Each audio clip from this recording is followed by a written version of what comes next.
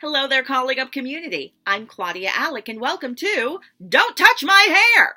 Today's resource was inspired by a conversation I had earlier today with someone requesting some resources around ways to respond when a white person tried to touch their hair without their permission.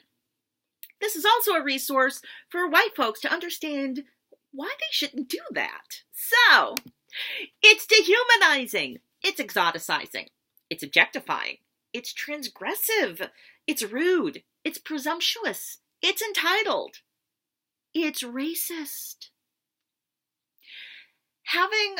When a black woman's hair is touched without her permission, it's just another way that we are denied agency in our society. That's me referencing the Everyday Feminism article that will be attached in the resources list.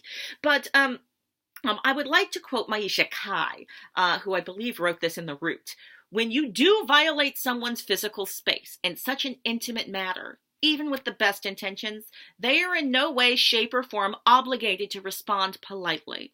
So I find that oftentimes in these exchanges, the space, there will be an implicit request that you perform some sort of validation or acquiescence to that behavior. So the white person has violated your personal boundaries by touching you without your permission, without your consent. They have violated you, but the room will feel like it is implicitly requesting that you don't acknowledge that something violating has just happened. It will implicitly make you feel like you're being rude. You are being rude if you acknowledge that something violating has just happened to you. I encourage you to not buy into that. You are in no way, shape, or form obligated to respond politely or to respond with acquiescence or gratitude or anything that is not true for you. You can physically move your body back, lean away. You can do it with a quickness, with a dramaticness. You are invited to do that. You can move their hand away from your body. If someone touches you without your permission, you can move it away from your body. You can request acknowledgement. Did you just grab my body? Did you just put your fingers in my hair? You can communicate with your body language and the tone of voice how you are feeling. So perhaps you actually don't feel personally violated. Then you can simply say, did you just put your fingers in my hair? Because that's weird. Even if you don't feel any type of way about it, it's a little weird. Or you can say, with your tone of voice and your facial expression, did you just put your fingers in my hair? And let the person know that they are violating your personal boundaries. But maybe they're woke and they asked for permission because they recognize that just touching someone without permission is rude and odd. So maybe they asked you to give them permission. They said, "Can I touch your hair?" Here's the thing. It's a coercive request. The fact that they think they need to ask the question is an indication that they shouldn't be asking. They don't need to touch your hair. So you have permission to say no.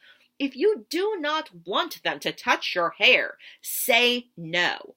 If you are involved in an interpersonal a relationality where them touching your hair violates the relationship, you're allowed to say no. So personally, you might be fine with people just experiencing the texture of your hair, but you're trying to run a workshop, but you're actually trying to do your job serving them at a table or serving them behind a counter, and their request to touch your hair is actually violating the performative score of the space. You're allowed to say no. You're encouraged to say no. Just say no.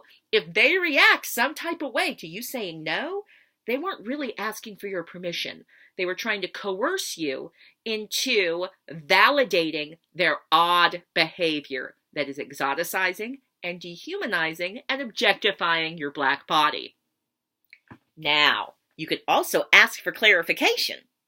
Can I touch your hair? Why? You could even engage in a deeper conversation about the racial dynamics and impact of white people touching black people's hair. Can I touch your hair? Do you understand the racial implications of that request? Interesting conversations I've had on a number of occasions, but be prepared to invest time in that.